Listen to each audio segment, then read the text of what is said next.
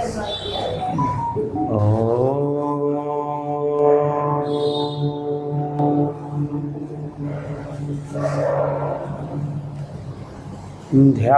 नित्यं महेशं रजतगिरिनिभं चारुचन्द्रावतंसं रत्नाकल्पोज्ज्वलाङ्गं परशुमृगवराभीतिहस्तं प्रसन्नं पद्मासीनं समन्तास्तुतममरगणे व्याघ्रकृतिं वसानं विश्वाद्यं विश्ववन्द्यं निखिलभयहरं पंचवक्त्रं त्रिनेत्रं हरिः ओम्।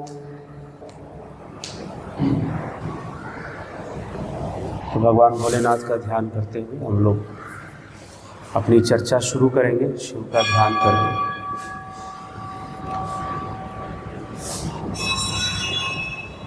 तो चर्चा हमारी क्या है कि ज्ञान का लाभ क्या है, ज्ञान योग का लाभ क्या है, और गुरु का लाभ क्या है।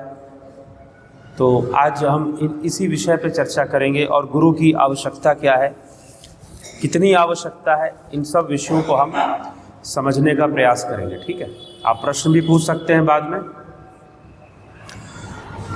तो देखिए, कुछ भी प्राप्त करने का या कुछ भी जानने का लाभ क्या है,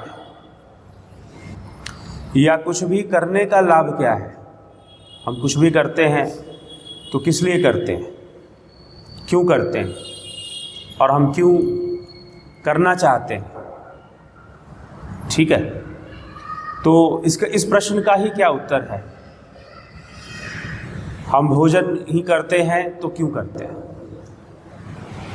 अब ये भी प्रश्न किया जा सकता है, या फिर ये तर्क रखा जा सकता है कि शरीर तो नश्वर है ही, तो फिर भोजन क्यों करना, इसको नष्ट होने दो। मान लीजिए कि हमें पता चल गया कि शरीर नश्वर है, और ये पता चलना कोई साधारण बात नहीं है, कोई विशेष बात नहीं है, बल्कि साधारण बात है, अति साधारण विषय है। ठीक है, कि शरीर तो नश्वर है ही, हम कितनी भी दवाइयाँ खा लें, कितना भी प्राणायाम कर लें, कितना भी परहेज कर लें, शरीर तो नश्वर है ही। तो फिर ये सब करने की क्या आवश्यकता है, क्यों करते हैं हम, प्रश्न है ना। तो शरीर नश्वर है तो फिर इस शरीर का पोषण करने की क्या आवश्यकता है, या इसे खिलाने पिलाने की क्या आवश्यकता है। तो शरीर की नश्वरता है, लेकिन हम तो क्या, अब यहाँ पर अब दो बातें हैं, क्या है और हम क्या चाहते हैं। कोई नहीं चाहता है कि उसका शरीर नष्ट हो, क्योंकि उसकी पहचान, उसका परिवार, या उसका जो कुछ भी है, उसका आधार तो शरीर ही है। शरीर नहीं रहेगा तो फिर उसे भी माना जाएगा कि वो नहीं है। यही तो माना जाएगा ना, कि शरीर नहीं रहेगा तो ये माना जाएगा कि वो नहीं है। तो ये स्थिति पैदा हो जाएगी। तो इसलिए शरीर का हम पोषण करते हैं, क्योंकि हमें इस शरीर में आसक्ति भी है,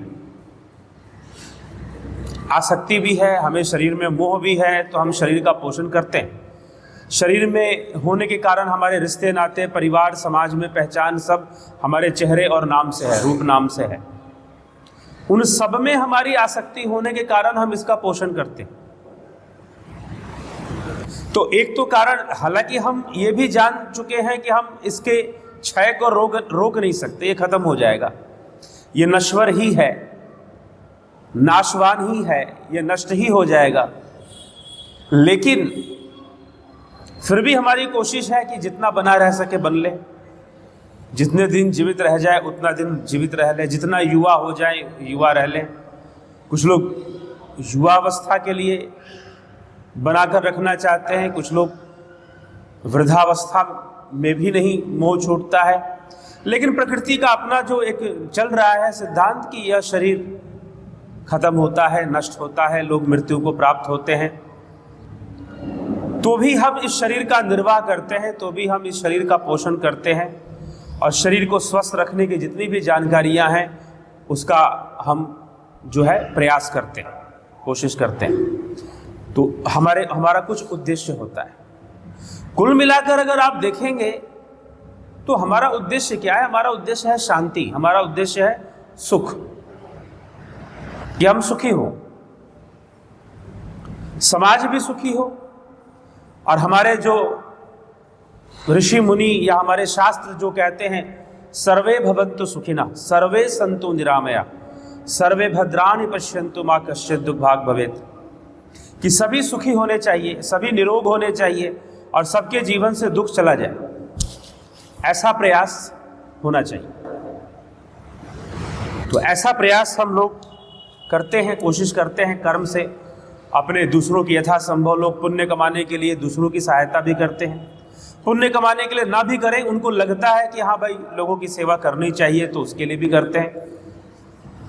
तो कहीं ना कहीं संतोष, सुख, शांति हम यही तो जीवन में ढूंढ रहे हैं। पैसा भी कमा रहे हैं, किस लिए कमा रहे हैं? बहुत पैसा होगा तो लोगों के, खासकर युवाओं के मन में होता है कि बहुत पैसा हो जाएगा, मैं बहुत कमा लूँगा, तो फिर जो है सारी चीज़ें बहुत स्टेबल हो जाएंगी और मैं अपनी मर्जी से कुछ भी कर लूँगा, कहीं भी चला जाऊँगा, कैसे भी रह लूँगा। इस तरह की तीव्र इच्छा होती है लोगों की।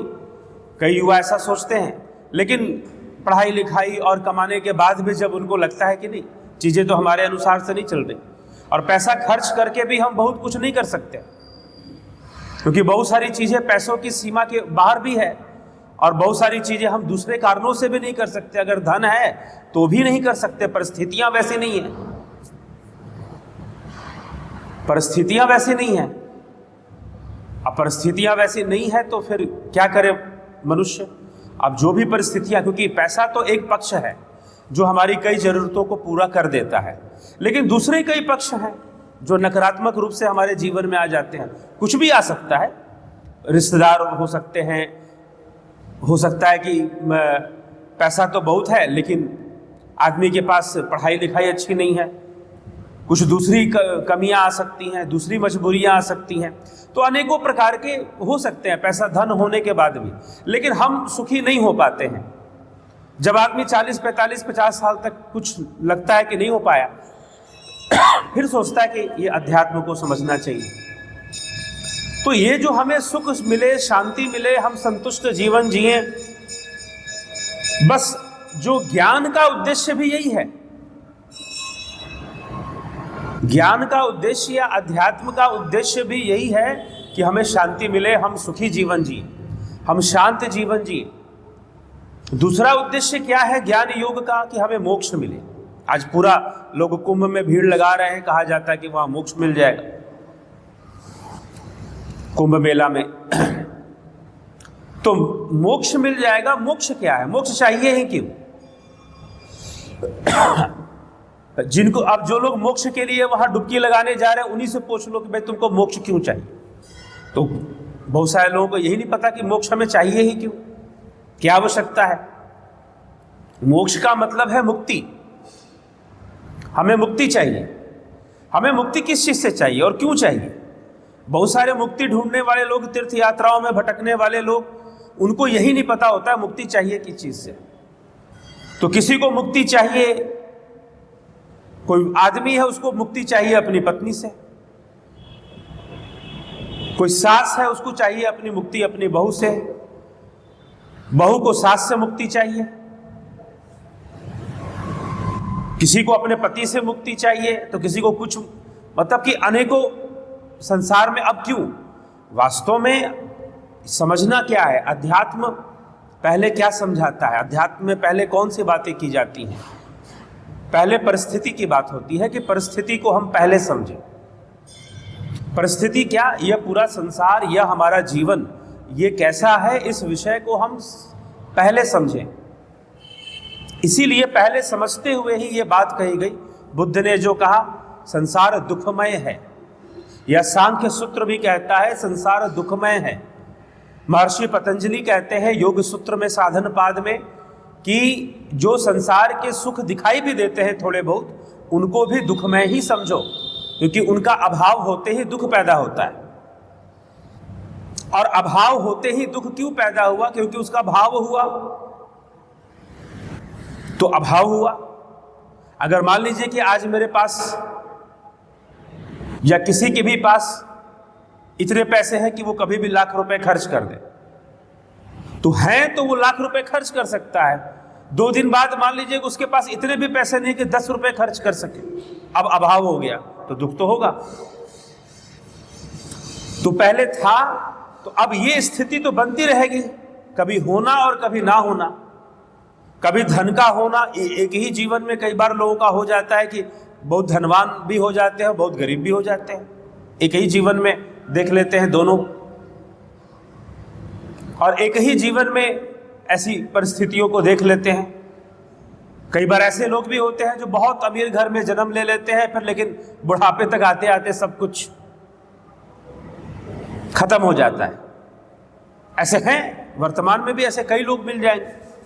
तो इसलिए यह परिस्थितियां प्रकृति देती है।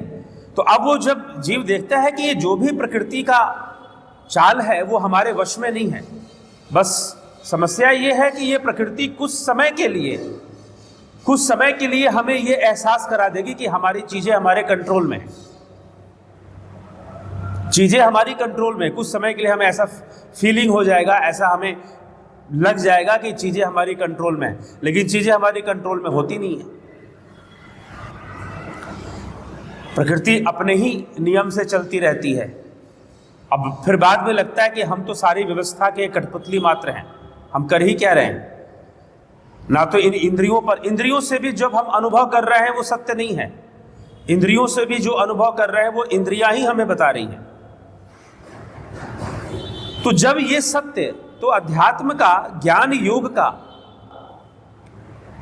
जो उद्देश्य है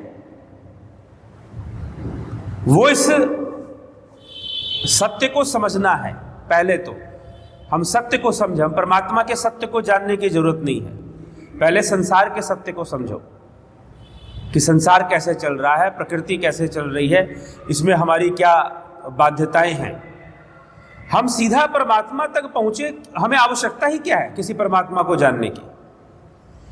और जब कोई आवश्यकता नहीं है तो हम किसी परमात्मा की ओर क्यों जाएं, जब नीड ही नहीं है, जरूरत ही नहीं है।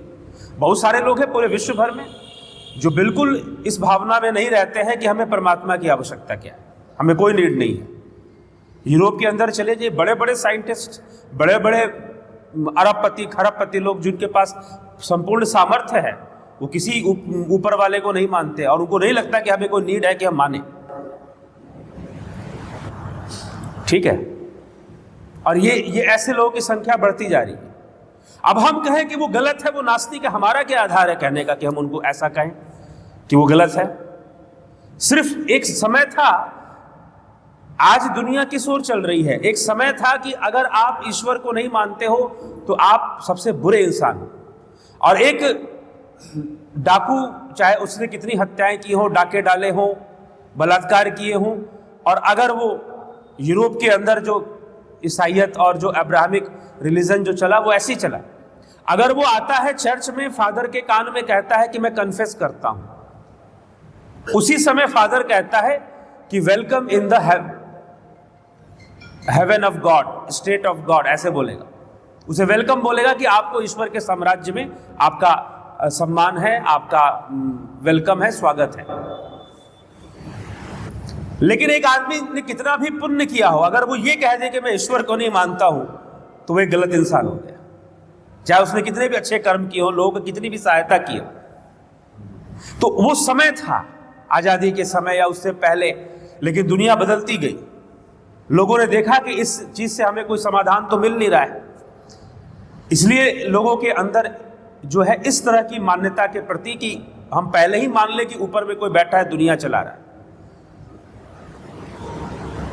दुनिया चला रहा, हम पहले ही इस चीज को मान ले, फिर हम दुनिया को समझें, फिर तो हमें लगेगा कि सब कुछ ठीक है, फिर तो कुछ दिक्कत नहीं है, फिर तो वो जिसको चाहता है उसके साथ वो घटना घट रही है, किसी के साथ बुरा हो रहा है तो हो रहा है, जब वही करता है सब कुछ, तो हमारी इच्छा का क्या मतलब है। कोई नशे में धुत होकर मर रहा है तो ईश्वर ही तो जिम्मेदार होगा उसके लिए। तो फिर इसमें ज्ञान की कोई बात नहीं हो गई, रह गई, फिर ये तो मान्यता हो गई। मान्यता और ज्ञान में अंतर ही क्या रहा, फिर आपने मान ली कोई बात। इसीलिए लेकिन जब हम भारतीय दर्शन का अध्ययन करते हैं, हम शुरू से चलें, सांख्य से भी चलें, तो कारण, कार्य कारण सिद्धांत, जिसे सत्य कार्यवाद कहा जाता है सांख्य सूत्र में, कार्य कारण, कॉज एंड इफेक्ट थ्योरी, इससे दार्शनिक चर्चा शुरू होती है कि हर कार्य के पीछे कारण है, तो मूल कारण तक पहुंचो।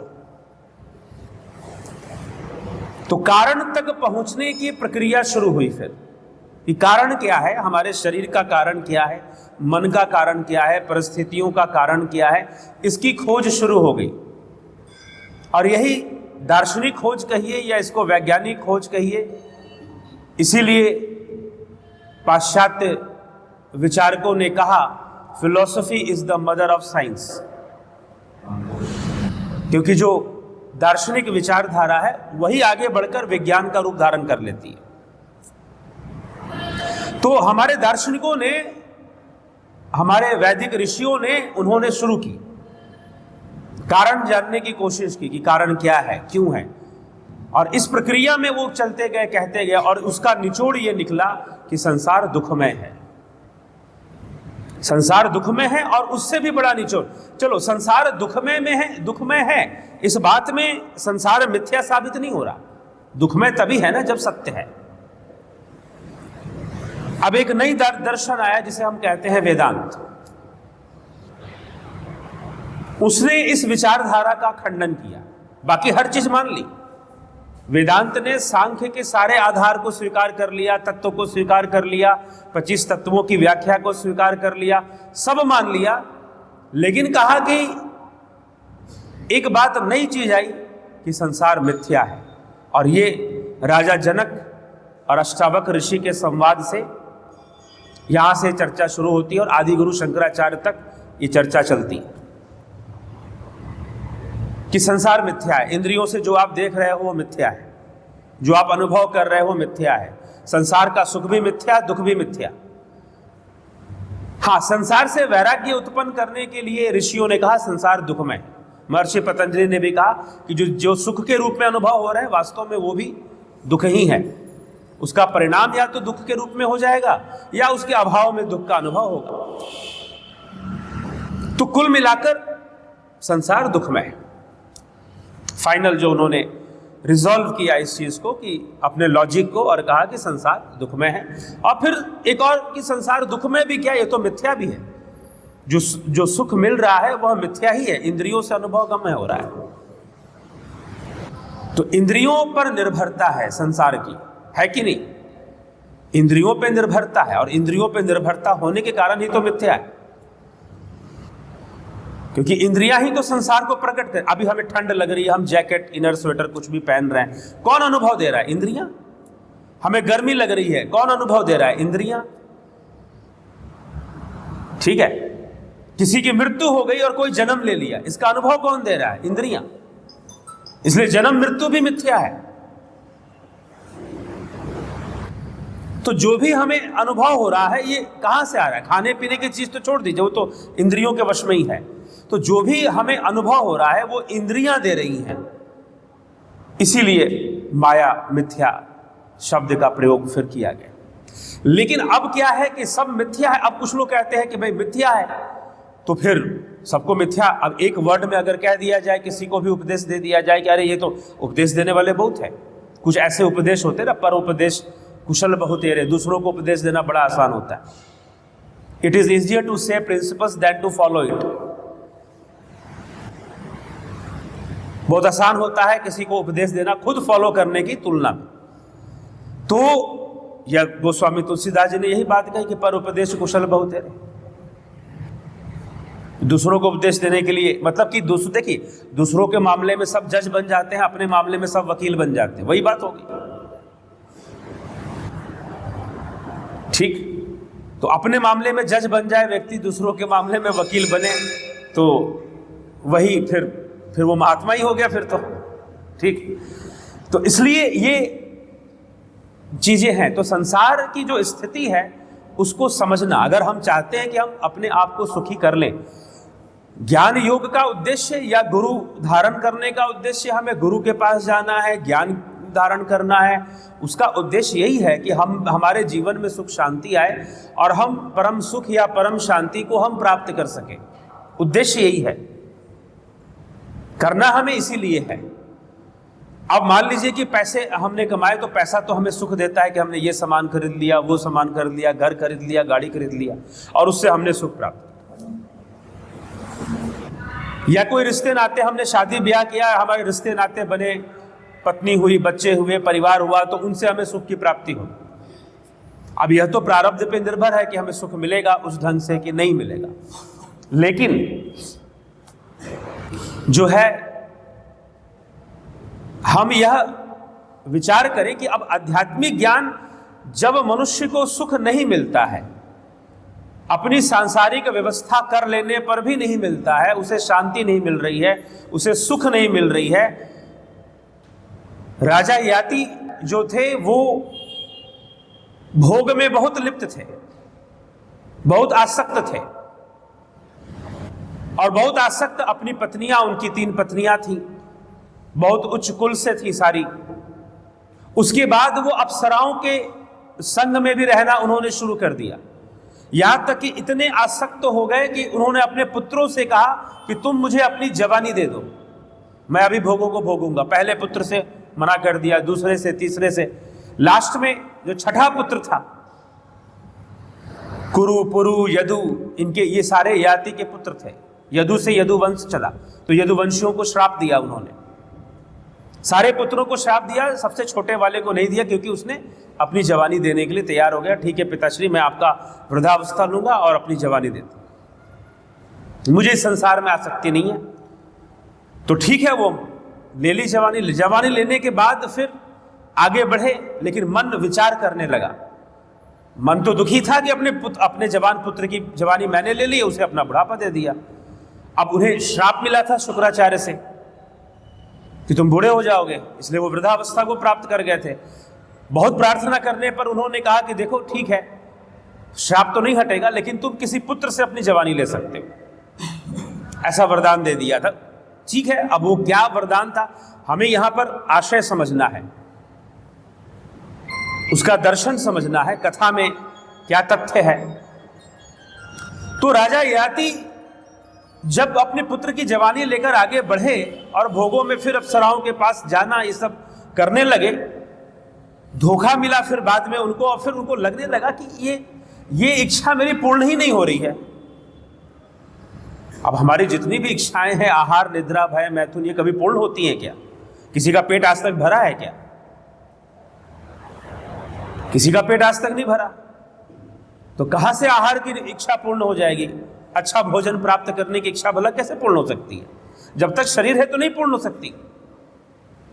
इसी तरह से बाकी कामनाएं जब जीव की पूर्ण नहीं होती है, राजा याति ने प्रश्न किया कि कब तक चलेगा यह भोग विषय, मैं कब तक इन सब चीजों में लगा रहूंगा? क्या बस यही चलता रहेगा? तो यही तो जीवन है। इस जन्म में पैदा हो लिए तो क्या कर लिए, किसके पीछे भाग लिए, और अगले जन्म में पैदा होगे तो किसके पीछे भागोगे? इंद्रियां कहां भगा सकती? इंद्रियों की सीमा क्या है? इंद्रियां हमें भोजन के प्रति हमें भगाएंगी, तरुण अवस्था आने पर नारी के पीछे भगाएंगी, नारी को पुरुष के पीछे भगाएंगी, फिर थोड़ा सा ये कामनाएं पूर्ण हो गई तो प्रसिद्धि के पीछे भगाएंगी कि हम खूब नाम कमा ले, हमें कोई बहुत बड़ा पद मिल जाए, उसके पीछे भगाएंगी। तो ये इंद्रियां तो हर जन्म में यही होने वाला है। आप अपने आप से पूछिए पिछले जन्म में हमने क्या किया होगा। कुछ लोग कहते हैं हमें पिछला जन्म हमें दिखा दो, खासकर जो योग साधना मार्ग पे चल रहे हैं, वो पिछला जन्म ना ही देखे तो बढ़िया, क्योंकि इससे बेहतर नहीं होगा।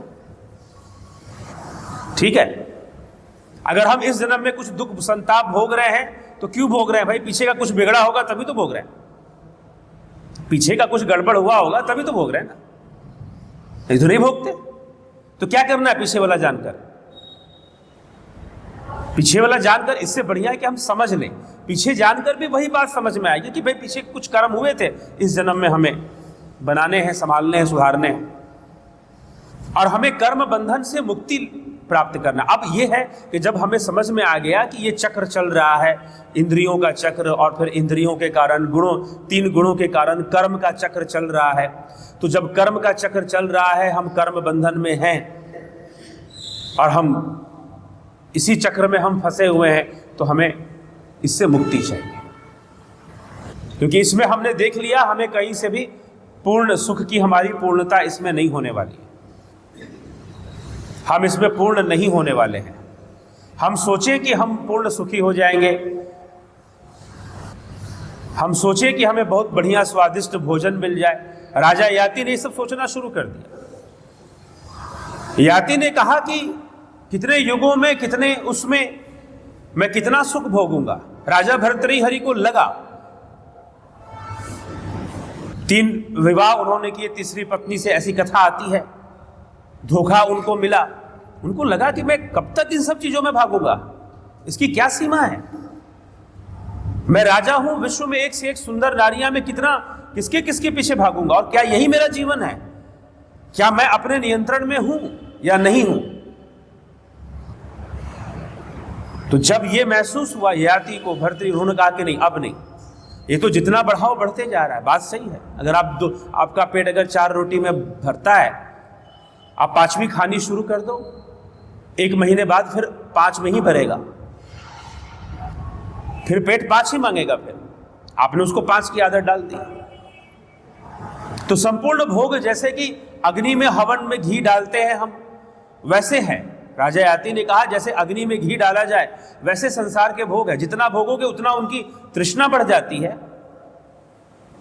इसलिए हम कितना उसको कम कर सकते हैं, कितना हम उसको अंत तक ले जा सकते हैं, कितना उसमें हम उसकी शुद्धि कर सकते हैं, इस पर विचार करना चाहिए। और याति जो थे वो योग के मार्ग पर चल पड़े, तपस्या के मार्ग पर चल पड़े,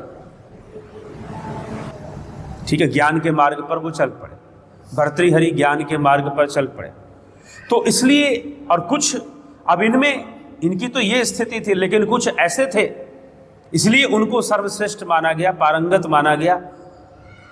राजा जनक जैसे लोग जिन्होंने अपने घर में रहते हुए ही सब चीज से अपने आप को अलग कर लिया, विदेह हो गए। इसलिए पूरे गीता के अंदर अगर योगी का उदाहरण भगवान कृष्ण ने लिया है तो सिर्फ राजा जनक का लिया है। अर्जुन को एक उदाहरण दिया जाता है ना कि तुम ऐसे, तुम्हारा योग ऐसा होना चाहिए, तुम्हारा कर्म ऐसा होना चाहिए। तो इतने बड़े बड़े ऋषि मुनि थे, लेकिन भगवान कृष्ण ने एक ही व्यक्ति का नाम लिया, और वो राजा जनक का, श्रीमद् भगवद गीता। तो क्यों लिया? क्योंकि उनको किसी भी चीज का, क्योंकि त्याग वैसे भी मन से ही होना है, त्याग बाहर से होता भी नहीं है। जब तक मन से ना हो तो बाहर से कर भी उसे भगवान मिथ्या आचरण कहते हैं। और वो मिथ्या आचरण ही है कि बाहर से कोई बहुत वेश धारण कर ले, बाहर से बहुत सन्यासी तपस्वी दिखे और उस लेवल तक हो ही ना, मन ना गया हो, तो फिर मिथ्या आचरण हो ही जाता है। तो मनुष्य को अभ्यास करना पड़ेगा, और अभ्यास करने के लिए देखिए चुनौती भी चाहिए, चैलेंज भी चाहिए। तो संसार में जब वो यह निश्चय कर लेता है कि मुझे मुक्ति चाहिए, तो वो खुद ही अनासक्ति के मार्ग पर, निवृत्ति मार्ग पर, उसकी अपनी इच्छा बन जाती है निवृत्ति मार्ग पे चलना। तो जब हम संसार के सत्य को समझ जाएंगे तो हमें ज्ञान का महत्व समझ में आ जाता है कि हमें ज्ञान क्यों चाहिए, ज्ञान योग किस लिए है। अब ज्ञान योग, राजयोग, कर्म योग, ये सारी चीजें हैं। अभी हम जो कर रहे हैं ये ज्ञान योग है। चिंतन मनन से ही ज्ञान योग होता है, ठीक है।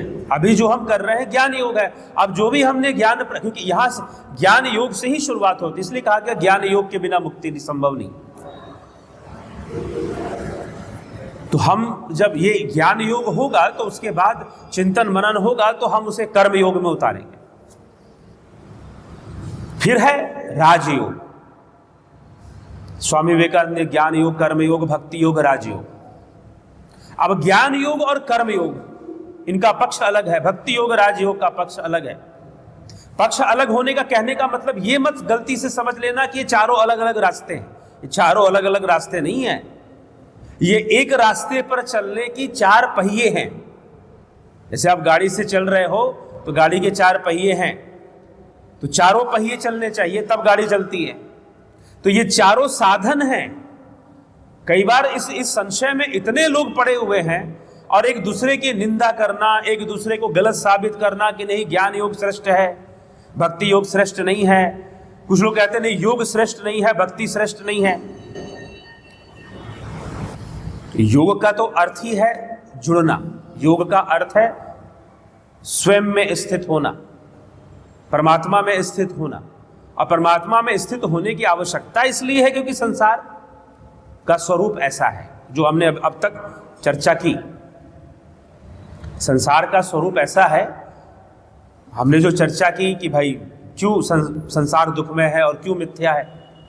तो जब हमें पता चल गया तो हमें किसी स्थिर तत्व से जुड़ना है और वो परमात्मा है। अब उसमें मन लगाना ही भक्ति है, आत्मा का अनुसंधान ही भक्ति है, परमात्मा का अनुसंधान ही भक्ति है। अब इस विषय को हम अगर समझ जाते हैं तो हमें समझ में आ जाएगा कि ज्ञान योग का क्या महत्व है। अब कर्म योग की भाई जो तुमने, अब हमें पता ही चल गया कि भाई संसार नश्वर है और तो हमें इस संसार में, लेकिन हमें कर्म करना है, हम इस संसार में हैं। तो संसार, और श्रीमद् भगवत गीता पूरा इस चीज को एक्सप्लेन करती है, पूरा इस विषय को बतलाती है, पूरा इस विषय को समझाती है। तो ज्ञान योग से बस हमें जानकारी मिल रही है, अंडरस्टैंडिंग मिल रही है, हमें समझ में। और ज्ञान योग ऐसा ही नहीं कि मैं यहाँ बता रहा हूँ तो उससे ही ज्ञान योग होता है। चलते फिरते ही हमें बहुत सारी चीज़ें मिलती रहती हैं, बहुत सारी बातें हमें समझ में आती रहती हैं, बहुत कुछ हमें सीखने को मिलता रहता है। इसीलिए दत्तात्रेय ने ऐसे 24 गुरु उनके हुए, उन्होंने सबसे सीखा, गणिका से भी सीखा, अजगर से भी सीखा, नदी से भी सीखा, वृक्ष से भी सीखा। सब शिक्षा दे रहे हैं, सब ज्ञान योग करवा रहे हैं कुछ ना कुछ। तो ज्ञान योग हमें यही है कि हमें एक समझ को विकसित करना, संसार क्या है और हमें क्या करना है, इसकी एक अंडरस्टैंडिंग हमारे अंदर विकसित हो और फिर हम संसार में जिए। हम क्या ही संसार में कर लेंगे और कितना ही हम सुख भोग लेंगे।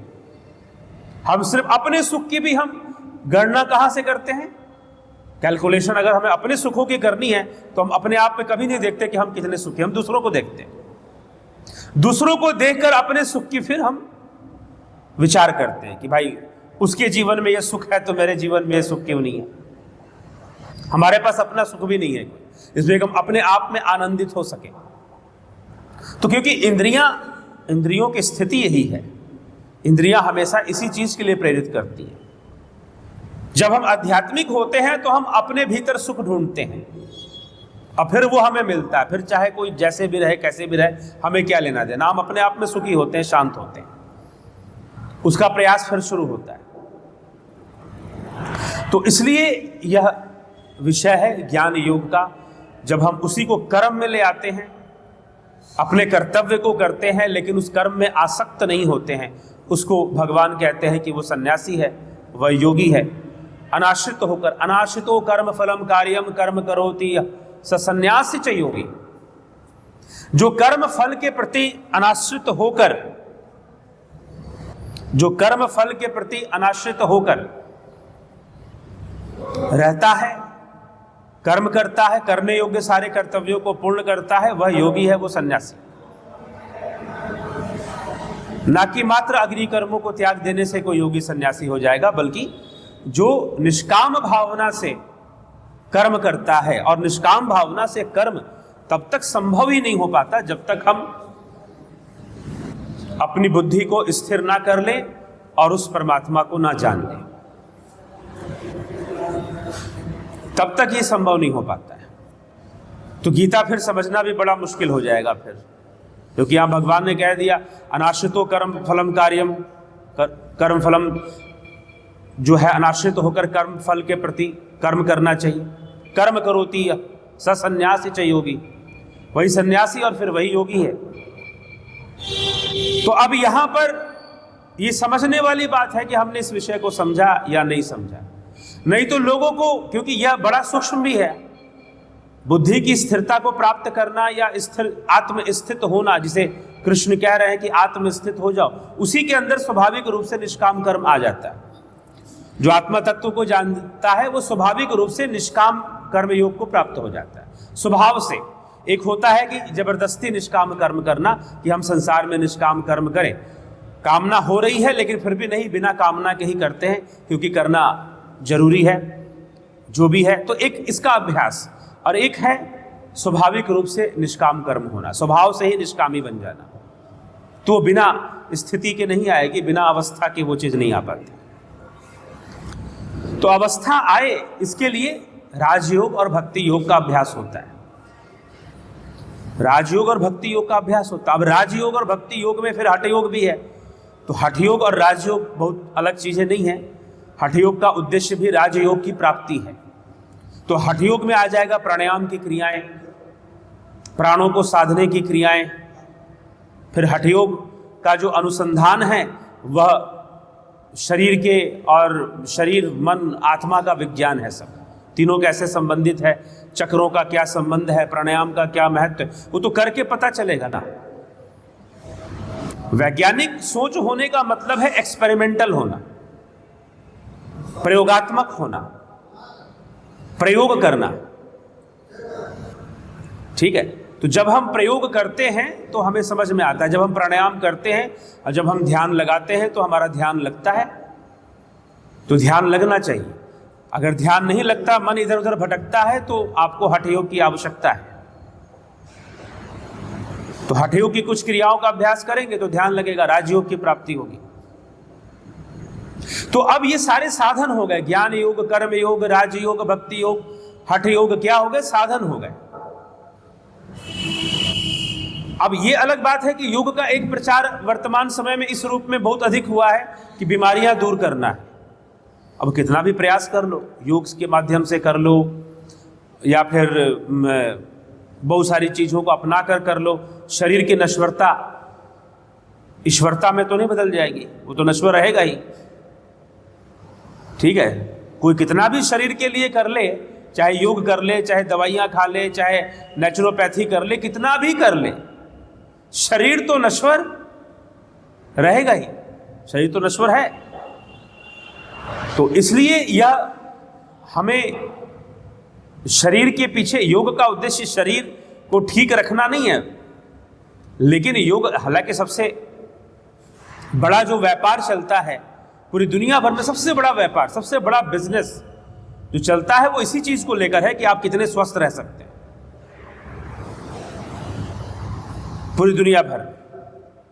तो फिर चाहे वो खाने पीने का व्यापार हो, चाहे वो हॉस्पिटल का दवाइयों का व्यापार हो, किसके लिए है? चाहे वो कपड़े का व्यापार हो, आप कितना अपने शरीर की रक्षा कर सकते हैं, कितना स्वस्थ रह सकते हैं, उसी के लिए। फिर भी लोग मर रहे हैं, फिर भी लोग मृत्यु को प्राप्त हो रहे हैं, फिर भी उनका शरीर नष्ट हो ही रहा है। ऐसा तो नहीं कि नहीं हो रहा है। तो योग का उद्देश्य शरीर को हृष्ट पुष्ट रखना नहीं है, बल्कि ये तो हठ योग शास्त्र में साफ साफ लिखा हुआ है, हठ प्रदीपिका ग्रंथ में, कि हठ योग का उद्देश्य राजयोग की प्राप्ति है। और जो राजयोग को प्राप्त कर लेता है उसके लिए हठ योग अनिवार्य नहीं है। तो ये कोई नियम नहीं है कि ये ऐसा करना ही है। तो इसलिए या जितने भी फिर नियम बनाए गए या जितने भी बताए गए, वो इसलिए बनाए गए, इसलिए बताए गए ताकि हमारा योग हो और हम योग के मार्ग पर चलें और उस परमात्मा को प्राप्त करें। तो आज के समय में ठीक है, आज भी बहुत बड़ा समाज है या ऐसे भी लोग हैं कि जो आपकी निंदा करें, इस बात के लिए निंदा करें कि तुम किसी ईश्वर को नहीं मानते हो तो तुम निंदा के पात्र हो। लेकिन उनके पास खुद उत्तर नहीं है कि ऐसा क्यों है, क्यों मानना है, जबरदस्ती क्यों मानना है किसी ईश्वर को। तो समाज को और आने वाले समाज को, जो आने वाली पीढ़ियां हैं, वो तो जानना चाहेंगे कि भाई हमें क्यों, क्या आवश्यकता है कि हम ईश्वर को माने या ना माने, इसकी नीड ही क्या है। मानने से समाज, आप कितनी भी कोशिश कर लीजिए, आज भी बहुत सारे लोग कोशिश करते हैं, मुझसे भी प्रश्न करते हैं, मैं ज्यादा उस विषय पर नहीं बोलता हूं कि ठीक है, अपने आप को अच्छा दिखाने के लिए मैं भी बोल जाऊं, अपने आप को अच्छा दिखाने के लिए मैं भी बोल जाऊं, तो वो एक अलग बात होगी कि भाई, लेकिन आदमी सत्य बोले तो कैसे बोले। जो पीढ़ी जो एक तरफ जा रही है वो जा रही है, क्योंकि वो प्रकृति का प्रवाह है। हमारा जीवन भी एक प्रवाह है, चेतना का प्रवाह, जीवन इसी को कहते हैं। और प्रवाह में किसी की कोई इच्छा नहीं होती, किसी का कोई विल पावर नहीं होता है, ठीक, किसी की कोई इच्छा शक्ति नहीं होती है, विल पावर नहीं होता है। तो मतलब कि हमारी क्या इच्छा काम कर लेगी इस विषय में? हमारी कोई इच्छा इस विषय में काम नहीं कर पाएगी, बल्कि प्रकृति का जो प्रवाह है, प्रकृति का जैसा प्रवाह है वो वैसे चलता रहेगा। उसके लिए भला क्या किया जा सकता है? तो जीव जैसे कि हवा में तिनके उड़ते हैं, वैसे हमारा जीवन भी वैसे ही है। कुछ समय के लिए तिनके को लग गया कि शायद मैं अपनी मर्जी से उड़ रहा हूं, कुछ समय हमें भी लगता है कि हम अपनी मर्जी से जीवन जी रहे हैं। नहीं, इंद्रियां और यह प्रकृति निश्चित करती है कि हमें कैसे जीना है, हमें क्या देखना है, हमें किस ओर भागना है। कुछ लोग कहते हैं कि हमने अपने जीवन में ये लक्ष्य बनाया है, वो लक्ष्य भी हमें प्रकृति ने दिया है। इसको ले जाइए आप, वो लक्ष्य भी हमें प्रकृति ने ही दिया है कि हमें जीवन में ये चाहिए, हमें खाना चाहिए, हमें कपड़ा चाहिए, हमें या फिर हमें बहुत बड़ा आदमी बनना है। ये जितनी भी चीजें हैं, ये लक्ष्य भी किसने दिया है? प्रकृति ने ही सारे लक्ष्य दिए। तो प्रकृति के वश हम अपना जीवन जीते हैं, और जब हमें ये समझ में आ जाए कि हम प्रकृति के वश अपना जीवन जी रहे हैं, तो जाकर हमें एक इच्छा जागृत होती है मुक्ति की, कि हमें क्या इस व्यवस्था से हम मुक्त हो सकते हैं, क्या इस प्रकृति की जो व्यवस्था है, इंद्रियों की, 3 गुणों की जो व्यवस्था है, और जो इससे क्या हम मुक्त हो सकते हैं, क्या इससे हम बाहर निकल सकते हैं? तब मोक्ष चाहिए, तब मुक्ति चाहिए। यहाँ से फिर मोक्ष मुक्ति की तलाश शुरू हो जाती है, उस ओर हम आगे बढ़ना शुरू कर देते हैं। तो अब हमें बढ़ना है, यही मोक्ष का मार्ग है। हम इस साधन ज्ञान योग, कर्म योग, भक्ति योग, राजयोग, हठ योग, इन सब का प्रयोग करते हुए हमें उस मुक्ति की ओर आगे बढ़ना है, हमें मोक्ष की ओर आगे बढ़ना है। अभी ये भी चर्चा चल रही है मीडिया में भी थोड़ी बहुत, हालांकि मीडिया के लिए हम क्या कह सकते हैं, यह दुर्भाग्यपूर्ण है, क्योंकि लोग प्रभावित होते हैं। न्यूज़ चैनल आप सुनते हैं और वहाँ से आप प्रभावित होते हैं, और फिर जो है लोग मोक्ष प्राप्त करने जा रहे हैं। लेकिन हमारे शास्त्रों ने खुलकर बताया है, कहा है कि मोक्ष भगवान शिव कहते हैं, मार्कंडेय पुराण, शिव कहते हैं, इदम तीर्थमिदम तीर्थ भ्रमंती तामसा जना आत्म तीर्थम न जानन्ति कथम मोक्षम वरानने। कि हे पार्वती, वरानने मतलब अपनी पत्नी को, अपनी अर्धांगिनी को कहते हैं, पार्वती जिसे कहते हैं, कि बहुत सारे तीर्थों की यात्रा करने वाले ये तामसी लोग जब आत्म तीर्थ को नहीं जानते, उन्हें मोक्ष कहाँ मिलेगा, अर्थात उन्हें मोक्ष नहीं मिलेगा। सीधा तामसी शब्द का प्रयोग किया है भगवान। अब यहां पर देखिए, अब तामसी शब्द का प्रयोग भी, तामसी शब्द को भी समझना पड़ेगा, क्योंकि आजकल जो परिभाषा चलती है तामसी की बहुत गलत परिभाषा है। और शास्त्रों में जो इन 3 गुणों का वर्णन मिलता है वो कुछ और ढंग से। मैं तो कहूं कि अगर आप यहां पर बैठे हुए हैं तो बिना तमोगुण के नहीं बैठ सकते। अगर किसी चीज को, वस्तु को स्थिरता प्रदान होती है तो तमोगुण से होती है। तमोगुण ही किसी को स्थिरता प्रदान करता है। लेकिन जब कोई इसको बढ़ा दे, तमोगुण को बहुत बढ़ा देता है, तो फिर बढ़ा देता है तो फिर वो आदमी प्रमादी हो जाता है। वो चाहता है कि मेरे सारी सुख सुविधाएं हमेशा बनी रहें। इसलिए जो नशा करने वाले लोग होते हैं उनको किसी चीज से मतलब नहीं होती, और वो नशे में धुत हो जाते हैं, तो यह एक तमोगुण की अति वृद्धि हो जाती है। कोई भी गुण अगर जिसकी अति वृद्धि हो जाएगी वो आपके लिए समस्या बन जाएगा। रजोगुण की अति वृद्धि हो जाएगी तो समस्या बन जाएगा। सतोगुण की अति वृद्धि हो जाएगी तो अर्जुन बन जाओगे। फिर अर्जुन बोल रहा है मैं युद्ध नहीं करूंगा। क्यों? युद्ध करूंगा तो पाप लगेगा, मुझे अपयश की प्राप्ति होगी। युद्ध करूंगा तो मुझे पाप भी लगेगा, अपयश की भी प्राप्ति होगी। तो ये सात्विकता हावी हो गई उसके ऊपर। तो कई बार लोगों पर सात्विकता हावी हो जाती है तो उसमें भी लोग अपना नुकसान करते हैं। इसलिए तीनों गुणों को बंधन कहा गया है। तो तामसी कहने का मतलब, अगर आज लोग कहते हैं कि मैं व्रत उपवास खूब कर लेंगे तो भाई जो सात्विक हो गया आदमी, सात्विक जीवन जी रहा है। सतोगुण ज्ञान का कारक है, लेकिन ज्ञान कुछ है नहीं। बिना ज्ञान के अगर आप बिना ज्ञान का वर्धन किए, बिना जाने अगर आप व्रत उपवास भी करते हैं तो वह सब भी व्यर्थ जाता है। और ज्ञान के लिए गुरु की जरूरत पड़ जाती है, इसलिए गुरु की भी महिमा गाई गई है खूब। इसलिए आदि गुरु शंकराचार्य ने भी कहा कि जो बहुत सारे तीर्थों में यात्रा करते हैं, गंगा सागर संगम में जाकर नहाते हैं, कुर्ते गंगा सागर गमनम, ऐसे जाते हैं, खूब स्नान करते हैं, व्रत परिपालन अथवा दानम, खूब दान करते हैं, व्रत का पालन करते हैं, ये सब करना गलत नहीं है, इसकी वो निंदा नहीं कर रहे हैं कि ऐसा नहीं करना चाहिए। जब मैं कह रहा हूं ऐसा नहीं कि नहीं करना चाहिए, तो ऐसा खूब करते हैं, लेकिन ब्रह्म उनके चित्त में ज्ञान नहीं है, वो सत्य को नहीं जानते, परम तत्व को वो नहीं जानते, तो उनका सब कुछ करना व्यर्थ जाता है। इस तरह से तीर्थ यात्रा करना गलत नहीं है, लेकिन तीर्थ यात्रा तामसी यात्रा कब हो जाती है?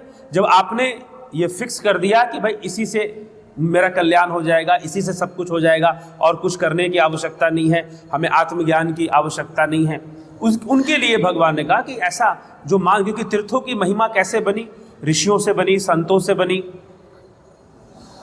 उनकी तपोभूमि तीर्थ स्थान बन जाती है, जहाँ वो तपस्या करते हैं या जहाँ वो ज्ञान देते हैं। बुद्ध ने जहाँ जहाँ ज्ञान दिया वो तीर्थ बनते गए। भारद्वाज ऋषि ने अपना आश्रम प्रयाग में बनाया, बाद में वहाँ पर साधु संत इकट्ठे होते गए, वहाँ पर शास्त्रार्थ की परंपरा चलती थी, ज्ञान का प्रचार होता था, तो वो सब लोग वहाँ करते थे, धीरे धीरे वो तीर्थ बन गया। अब लोगों ने वहाँ पर डुबकी लगाने को ही तीर्थ समझ लिया या फिर मोक्ष समझ लिया। नहीं तो हठ योग शास्त्र ये कहते हैं कि ईड़ा भगवती गंगा पिंगला यमुना नदी, ईड़ा पिंगलोर मध्य सुषुम्ना च सरस्वती, त्रिवेणी संगमो तीर्थराज स उच्चते, तत्र स्नानम प्रपूर्वित सर्व पापे प्रमुच्यते। तो यहां पर आज्ञा चक्र में यहां पर तीनों का संगम, उसको वो त्रिवेणी कह रहे हैं, ये शास्त्र वाक्य है। लेकिन होता क्या है कि जिसका प्रचार होता है वही सही होता है। आज का तो समय ऐसा ही चल रहा है कि जो प्रसिद्ध है वो सही है, जो प्रसिद्ध है और पॉलिटिकल पावर है तो वो सही है, वो जो बोल देगा वो सही हो गया। फिर ऐसी स्थिति में हम लोग, लेकिन ठीक है, जो विवेकी लोग हैं वो फिर भी समझते हैं कि नहीं भाई, हमें इस चक्कर में नहीं पड़ना है, बल्कि हमें सत्य को समझना है। तो क्योंकि उसमें हम धोखा खाते हैं। फिर अगर हम उसको सही मान लेते हैं, उतने ही पर अगर हम सही मान लेते हैं तो हम